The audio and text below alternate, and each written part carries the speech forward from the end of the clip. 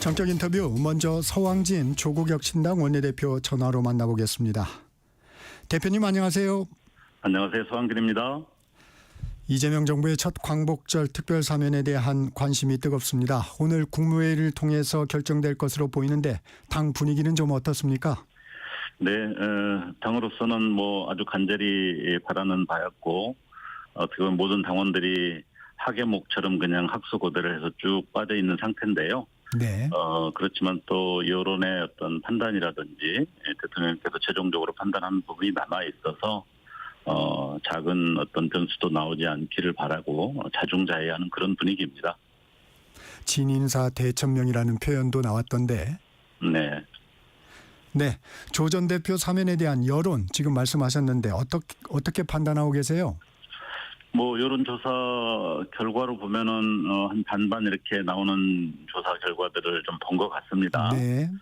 기본적으로 저는 한국 진영 정치의 좀 특성이 드러난 게 아닌가 하는 생각이 우선 들고요. 네. 주로 이제 반대하시는 분들은 보수적 관점에서 일종의 진영에 대한 찬반 의사하고 유사하게 좀 입장 표명을 하신 게 아닌가 하는 생각을 하는데요. 네. 그렇지만 직접 이제 만나서 이야기들을 나눠보면 봉사표 창창 문제로 부인은 4년, 또 본인은 2년, 의사 자격증을 가졌던 자녀는 고졸로 이렇게 되는 이런 상황은 너무 과잉이었다. 이런 부분에 대한 공감대들은 또 상당히 높은 것 같습니다. 그런 점에서 어떤 진영에 대한 찬반 의사처럼 여론이 표현되긴 했지만 또 이 상황에 대한 또 공감도는 있다 이렇게 생각이 들고요. 일부 진보 진영에서 또 아주 엄격한 잣대로 비판적 관점을 가진 분들도 있을 수 있다고 생각을 하는데요. 저는 2019년 조국 사태는 이번 검찰 내란 과정과 아주 직결돼 있는 그런 어떤 검찰권의 오남용 아주 또 정치적인 의도로 만들어진 것이라는 점 좀 분명히 인식을 하면 좋겠다 그런 생각을 가지고 있습니다. 서 의원이 얘기한 여론조사 개요 말씀드리겠습니다. 스트레이트 뉴스 의뢰로 조원 씨의 나이가 지난 2일에서 4일 2018명을 대상으로 조국 전 대표 사면 찬반을 조사한 결과 찬성 48%, 반대 47.6% 이렇게 나왔습니다. 자세한 내용은 중앙선거여론조사심의위원회 홈페이지를 참조하시면 됩니다. 이 조국 전 대표뿐만 아니라 배우자인 정경심 전 교수와 윤미향, 최강욱 전 의원 그리고 송원석 국민의힘 비대위원장이 사면 요청했다 철회했던 정찬민, 홍문중 전 의원 등이 명단에 포함된 것으로 알려졌습니다. 네. 다른 사면 대상자들에 대해서는 어떻게 평가하세요? 사실은 저희가 워낙 조국 전 대표의 사면 복권 문제가 좀 중요하게 이렇게 고민이 됐던 사안이라서 네. 다른 부분까지를 깊이 있게 아직 판단하지는 못했고요. 네. 우선 언론의 명단이 나오고 있습니다만 최종 확정 명단이 아니어서 아직 거기까지는 평가할 입장에 서 있지 않다고 보고 있고요. 대통령께서 정의의 관점 또 국민 통합의 관점 이런 관점을 잘 조화롭게 판단하실 거라고 생각하고 있습니다. 이른감이 있지만 조국 전 대표가 사면이 된다면 조국혁신당도 지금 대표 권한 체제인데 전당대회 치르나요? 우선 조국혁신당 입장에서는 창당을 24년 3월에 했습니다. 네. 그때 저희들이 표방했던 것이 검찰 독재를 조기 종식한다 이런 관점이었는데 그런 관점에서 보면은 내란을 종식하고 검찰 개혁이 지금 목전에 와 있기 때문에 한 단계 과제가 좀 완료된다고 생각합니다. 그런 점에서 당 차원에서도 새로운 어떤 과제와 비전들을 좀 정립하고 또 2단계로 넘어가야 될 시점이기 때문에 네. 조 대표가 일선 복귀를 빨리 하면 할수록 좋다고 생각을 하고 있고요. 네. 민주당과 관계는 늘 그랬듯이 협력과 건강한 경쟁 관계가 바람직하다고 생각하고 있고요. 내란 청산이라든지 권력기관 개혁과 같은 것 이런 부분들은 아주 적극적으로 협력해 나갈 것이고요. 네. 불평등 문제나 사회정책 또 특히 정치개혁 이런 부분에 있어서는 건강한 경쟁을 하는 것이 대한민국 정치 발전에 기여한다 이렇게 생각하고 있습니다. 그런데 민주당과의 합당 가능성 얘기도 나옵니다. 조국 혁신당에서도 가능성 열어두고 있는 상황인가요? 합당 문제는 저희들이 창당 이후로 한 번도 검토하거나 논의된 바가 없습니다. 네. 아까 말씀드린 것처럼 지금 단계에서는 오히려 협력하면서 또 건강한 경쟁을 하는 것이 전체적으로 정치 발전이나 또 진보 개혁 진영의 강화 이런 차원에서 오히려 더 긍정적이다 저희는 그렇게 생각하고 있습니다. 협력과 경쟁 관계, 민주당과의 관계를 말씀해 주셨는데 민주당 내부에서도 조국 전 대표 사면에 대해 온도차가 좀 있어 보입니다. 친문계 쪽에서는 환영을 하지만 역풍을 우려해 신중한 의원들도 있습니다. 민주당의 분위기는 어떻게 보고 계세요? 저희들이야 민주당 의원들을 자주 만나고 또 본회의장에서 많은 대화들을 나누지 않겠습니까? 네. 이야기를 나눠보면은 대부분은 다 사면 복권하는 것이 당연하고 순리다 이렇게 생각하시는 것 같고요. 다만 대통령께 부담드리지 않고자 민주당 내에서 이렇게 목소리를 좀 자제하시는 것 아닌가 저희는 그렇게 느꼈습니다. 조국 전 대표의 사면 여권에 이재명 정부에 부담으로 작용할 가능성은 없을까요? 여론이 지금 반반으로 나왔기 때문에 분명히 부담으로 느끼실 수 있다고 생각합니다만은 그러나 지금 시대 정치나 그간 검찰권의 어떤 아주 극심한 오남용 그걸로 인한 국정 혼란과 내란 사태까지 이르는 그런 과정들을 생각해 보면은 그런 것들을 청산한다는 어떤 핵심적인 어떤 실천 중의 하나로서 오남용의 피해를 당한 사실은 정치인들뿐만 아니라 더 많은 노동자들 언론인들이 많은 피해를 당했는데요. 그거는 진실이 제대로 밝혀지고 특히 피해 부분에 대한 구제는 아주 당연한 정의로운 조치라고 저희는 생각하고 있습니다. 이 야당의 반발도 살펴보겠습니다. 국민의힘에선 범죄자 전성시대의 신호탄이 될 거라며 맹비난합니다. 또 형기를 반도 안 채웠는데 사면을 강행하는 건 지난 대선에서 혁신당이 대선 후보를 내지 않은 데 대한 보훈 성격이란 주장인데 이 같은 야당의 주장에 대해서는 어떤 말씀 주시겠어요? 우선 지난 대선에서 혁신당이 후보를 내지 않은 부분은 이 문제하고 직접적인 연관은 전혀 없었고 내란을 청산하고 내란을 지지하고 또 계엄 탄핵을 반대하고 계엄을 지지했던 그런 세력이 다시 재집권하는 것은 절대로 안 된다라고 하는 국민들의 간절한 바람 이런 것들을 받아서 한치의 어떤 흔들림 없이 빈틈없이 대응을 해야 된다는 관점에서 조국혁신당뿐만 아니라 아주 진보적인 또 나머지 야당들도 적극적으로 그 흐름에 동참했다 이렇게 볼 수 있고요. 사실 지난 대선에서 후보를 내지 않았어야 될 정당은 국민의힘이죠. 내란을 일으키고 탄핵을 당한 대통령을 지지하는 후보자가 대선에 나와서 다시 한다는 것 자체가 어불성설했다는 생각이 들고요. 조국 대표와 관련해서는 사실은 2019년 검찰이 조국 사태를 발생시키는 것 자체가 아까도 말씀드렸듯이 검찰발 쿠데타의 시작이었고 그 결말이 이번 내란이었다는 점에서 본다면은 그런 것을 주도하고 그걸 옹호하고 그걸 뒷받침했던 국민의힘이 이걸 비난하는 것은 마치 지금 광복절 시기이니까 그렇습니다만은 독립운동가를 탄압했던 친일 경찰들이 독립운동가를 해방 이후 석방한다고 비난하는 것과 똑같은 것이다. 저희는 그렇게 보고 있습니다. 앞서 전당대회 얘기도 여쭤봤지만 조국 전 대표가 사면되지 않을 경우에 조국혁신당 다음 정치 일정은 어떻게 풀어가시겠습니까?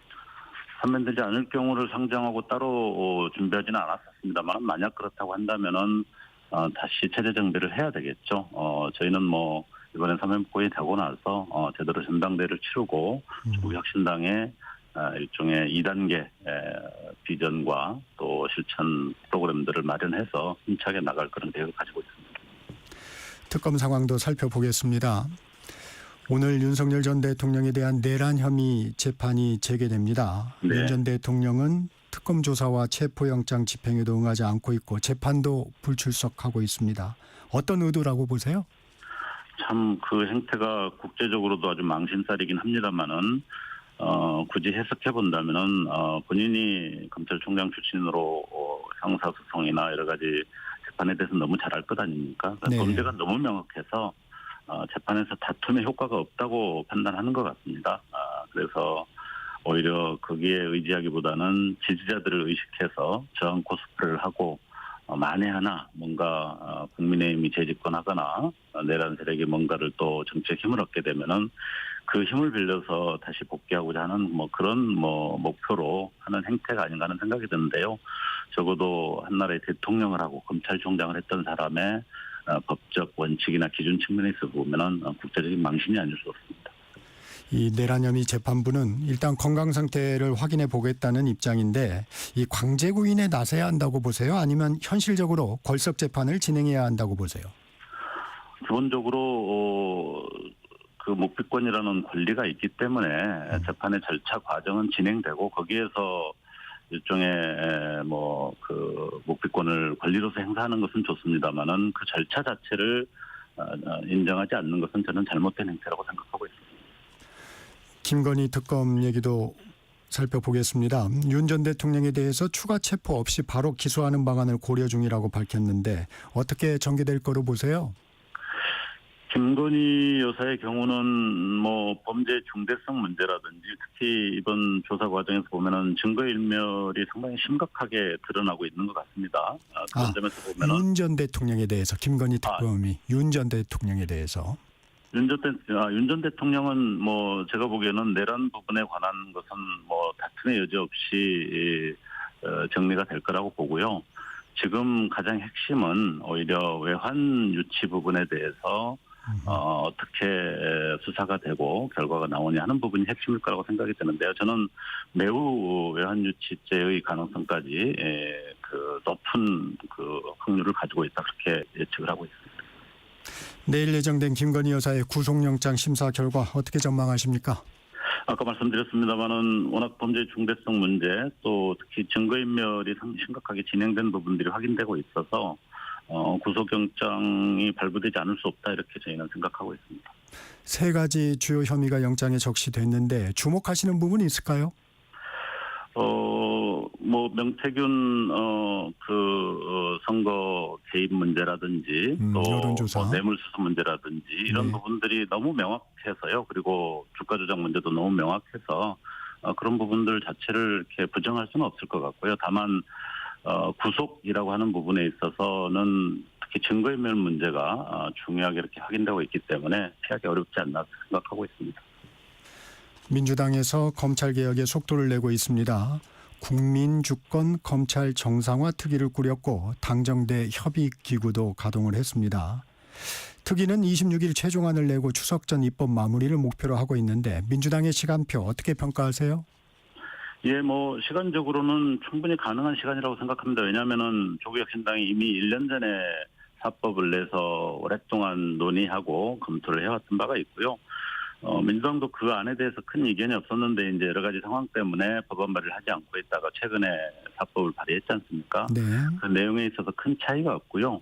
약간 몇 가지 국가수사본부라든지 국가수사위원회라든지 이런 문제에 대해서 약간의 차이가 있습니다만은 일단 민주당 안에서 당안을 정리를 했고 이제 당정 논의를 통해서 방안이 정리되는 시간 자체가 그렇게 오래 끌 일은 아니라고 생각이 되기 때문에 시간적으로는 문제가 없다고 생각합니다. 다만 이제 이게 제도를 입법화하는 것하고 네. 실제 정책이 실행되는 것하고는 또 다른 점이 있기 때문에 오히려 법무부 등 정부 차원에서 이 제도가 실제 실행될 때 생각하지 않았던 어떤 문제점이라든지 국민적 어떤 불편함이라든지 이런 게 없도록 잘 준비하는 것이 중요하다 이렇게 생각합니다. 지금 국가수사위원회 얘기도 해주셨지만 이 민주당의 검찰개혁안 가운데 조국혁신당과 좀 입장차가 있는 부분은 어느 부분입니까? 가장 차이가 있었던 부분은 이제 수사를 가장 그 중대 범죄에 대한 수사를 해야 될 중수청을 만들기로 돼 있지 않습니까? 네. 중수청을 조국혁신당의 법안에는 법무부에 설치하는 걸로 돼 있었고 민주당은 행안부에 설치하는 걸로 돼 있습니다. 네. 그런데 최근에 어떤 논의 과정에서는 그 차이가 본질적인 차이는 아니다 이렇게 생각합니다. 법무부에 둔다는 것은 법무행정에 좀 일원화라는 점에서 장점이 있는 반면에 네. 법무부의 어떤 탈검찰화라든지 이런 부분들이 충분치 않은 상황에서 어쨌든 공소청이 법무부에 있게 되는데 수사 부분은 분리를 하는 것이 맞다라고 하는 민주당의 입장도 또 고려할 만하다 하는 차원에서 논의가 진행 중이어서 합리적인 어떤 합의점이 나올 거다 이렇게 생각하고 있습니다. 큰 문제는 아니다. 네. 국민의힘 전당대회 과정은 어떻게 지켜보고 계세요? 이 찬탄, 반탄 구도의 후보자의 비전보다는 전한길 씨가 주목받는 상황이 되고 있습니다. 예, 국민의힘은 사실은 너무 심각한 상황인데 그 상황 자체를 뭔가 변화의 계기를 찾지 못하고 있는 것 같습니다. 이미 윤석열 검찰 독재 정부를 탄생시킬 때부터 내재되어 있던 구조적 문제였고 그것이 비상경과 내란 상황이 올 때도 그 부분을 이렇게 분명하게 재련해내지 못하고 오히려 수많은 의원들이 그거를 지지하고 탄핵을 반대하고 내란을 옹호했다는 점에서 현재 상태로는 국민의힘은 합헌적인 정당으로서 설 수 있는 그런 어떤 여건이 아니라고 생각합니다. 네. 그 상태를 스스로 자기 정리를 하고 소위 반헌정 세력 또 반불법적인 것을 옹호하는 이런 부분들과 분명하게 절연하지 않는다면은 당 자체는 과거 통진당보다 훨씬 심각한 수준의 위헌정당의 상태에 있다. 저희는 그렇게 보고 있습니다. 그런 점에서 이번 전당대회 과정에서라도 그 점을 분명하게 국민의힘 내에서 자기 조절 장치가 작동을 하고 확실하게 구별해내지 않으면은 위헌정당 해산을 면키 힘들다라고 보는 것이 현재 상황입니다. 실제로 국민의힘의 정당 해산 가능성은 어떻게 전망하세요? 한 정당에 더구나 국민의힘처럼 아주 상당한 지지가 있는 정당의 위헌정당 해산이 쉬운 문제는 아니겠죠. 그러나 실체적 내용으로 본다면은 너무나 헌법적 질서나 가치 자체를 부정하는 아주 강력한 흐름이 있고 많은 의원과 지도부가 그런 어떤 행태를 과거에 보여왔는데 그 점에 대한 분명한 사과 또 그런 세력과 분명한 단절 이런 것들이 있지 않다고 한다면은 결국은 헌재에서 판단하는 것이기 때문에 냉정한 판단을 하면은 저는 위헌정당 해산이 될 수 있다고 생각을 하는데 국민의힘이 그 점에 대해서 아직도 너무나 안이하게 생각하고 있는 것 같습니다. 그런데 많은 분들이 이해하고 계시겠지만 국민의힘의 지금 세력들이 그렇게 생각하고 있는 것은 현재 상태에서라도 시간만 끌고 버티면은 다음 총선에서는 무조건 당선될 사람들이 너무 많은 국회의원들로 남아있기 때문입니다. 근데 네. 거기에 의지하다가 당 자체가 정말로 국민들로부터 버림을 받는 또 해산되는 그런 상황까지도 갈 수 있다는 점을 정말로 냉정하게 인식을 해야 된다고 생각합니다. 앞서도 잠깐 설명을 주셨지만 이 윤어게인을 주장하는 전한길 씨, 이 절연하지 못하는 이유는 뭘까요? 말씀드린 대로 지금 국민의힘에 남아있는 대다수 의원들은 이번에 대선에서 41%의 지지를 보냈던 그 지역의 어떤 의원들이고 지금 우리 국회 소선거구제 체제하에서는 다시 바로 총선을 한다면 그 사람들이 다시 그대로 다 당선될 수 있는 사람들입니다. 그 구조 속에서 안주하려고 하는 거고요. 그거를 뒷받침하는 아주 강력한 흐름이 전한길로 대표되는 아주 강성 당원들의 어떤 입김에 의해서 특히 경선 과정에서 좌우될 수 있다고 보기 때문에 그게 두려워서 절연을 하지 못하고 있는 것인데요. 정말로 비극적인 일이고 국민의힘이나 우리 국가 전체적인 어떤 정치의 어떤 미래를 생각해 볼 때는 그걸 극복하지 못하면은 국가적인 비극이고 국민의힘은 미래가 없는 거다 그렇게 생각합니다. 어제 조국혁 신당 기자회견을 통해서 뉴라이트 친일 매국 인사들 청산 없이는 완전한 내란 종식도 없다. 뉴 을사오적을 지목해 사퇴를 요구했습니다. 네. 지목한 인물과 배경은요? 그동안 사실은 이번 내란 과정을 보면서 저희 스스로도 그런 느낌을 가졌습니다만은 대한민국이 어떻게 여기까지 왔나 하는 생각을 했습니다. 사실은 박정희 체제를 거치고 또 전두환 군사 독재를 거치면서 얼마나 많은 국민들이 또 청년 학생들이 피땀을 흘려서 민주주의를 일구었는가 생각을 해보면은 그게 그렇게 후퇴할 거라고 생각하지 않았는데 심각한 어떤 후퇴와 또 거기에 동조하는 많은 거리의 어떤 우익들을 저희들이 직접 경험을 했는데 그 네. 배경이 바로 뉴라이트와 같은 일종의 새로운 어떤 이념과 또 우익적 논리를 이렇게 적극적으로 제공하고 굉장히 폐쇄적으로 그걸 받아들이는 흐름들을 만드는 데 큰 근원이 있다고 생각을 했습니다. 그래서 그분들이 어떤 기관장이라고 하는 차원에서는 이렇게 큰 역할이 아닌 것처럼 보일 수도 있지만 그런 어떤 사고를 계속 이렇게 퍼뜨리고 그런 것이 국가의 어떤 기본 헌정 질서를 위협하는 중요한 어떤 작용을 하고 있는데 그 사람들이 그 자리에 계속 앉아서 역할을 한다는 것은 내란 청산과 새로운 어떤 헌정 질서를 민주 헌정 질서를 세운다는 지금의 시대 정신에 어울리지 않다 하는 차원에서 그 점을 좀 지적을 한 것이고요. 인권위원장이라든지 권익위원장이라든지 많은 분들이 그런 부분에 있어서 그런 어떤 헌법적 가치 자체를 정면으로 부정하는 분들이기 때문에 이제는 계속 그 자리에 앉아 있어서 안 된다 이런 취지였습니다. 부연해드리면 조국혁신당이 지목한 인물은 이진숙 방송통신위원장, 안창호 국가인권위원장, 김영석 독립기념관장, 이배용 국가교육위원장, 김낙년 한국학중앙연구원장 등입니다. 맞습니까? 네, 맞습니다. 그 외에도 다른 분들도 거론을 했습니다만은 굳이 이제 5분을 좀 더 강조했던 점이 있었습니다. 반헌법특위 출범도 재차 강조를 했습니다. 앞서 민주당에 제안했던 반헌법행위 조사특별위원회를 의미하는 것으로 보이는데 이건 네. 어떻게 논의되고 있습니까? 사실은 민주당의 김병기 원내대표도 지난번 원내대표 선거 때 공약을 했었기 때문에 함께 좀 만들어갈 수 있다고 보고 있고요. 특히 원탁회의에 또 합의했던 사안인데요. 이 특위의 필요성은 지금 이제 내란 특검 등이 진행되고 있습니다만은 내란 특검은 이제 범죄 혐의가 아주 좀 뚜렷한 부분만을 대상으로 이렇게 하고 있지 않습니까? 그런데 아까 말씀드린 것처럼 대한민국이 내란 상황까지 오기까지는 굉장히 거기에 연관된 어떤 배후 작용이라든지 또 그걸 뒷받침했던 보이지 않는 세력이라든지 또 어떤 국민들의 인식의 문제라든지 여러 가지가 이렇게 복합적으로 작용하고 있기 때문에 좀 더 포괄적인 그런 조사나 이런 걸 통해서 대한민국이 다시는 그렇게 내란과 또 어떤 그 반헌정 질서 체계로 이렇게 흔들리지 않도록 하는 큰 틀을 좀 잡아내기 위한 그런 특위이기 때문에 비록 좀 시간이 걸리더라도 그런 넓은 범위의 논의와 조사 작업 또 해결 대안 이런 것들을 정리하는 논의가 이 특위를 통해서 꼭 있어야 된다 생각을 하고 있고요. 민주당에서도 아주 적극적으로 관심을 가지고 있어서 논의를 시작할 수 있다 이렇게 생각하고 있습니다. 마지막으로 짧게 여쭙겠습니다. 첫 고위 당정 협의회 정청래 대표 체제에서 열렸는데 주식 양도소득세 과세 대상인 대주주 기준에 대해서는 추이를 지켜보며 숙고하겠다는 입장을 내놨습니다. 조국혁신당 어떤 입장입니까? 네, 저희는 소득이 있는 곳은 과세가 있어야 된다 이렇게 생각을 하고 있고요. 특히 금투세 논의부터 이 부분이 좀 잘못 흘러왔다 생각을 하고 있습니다.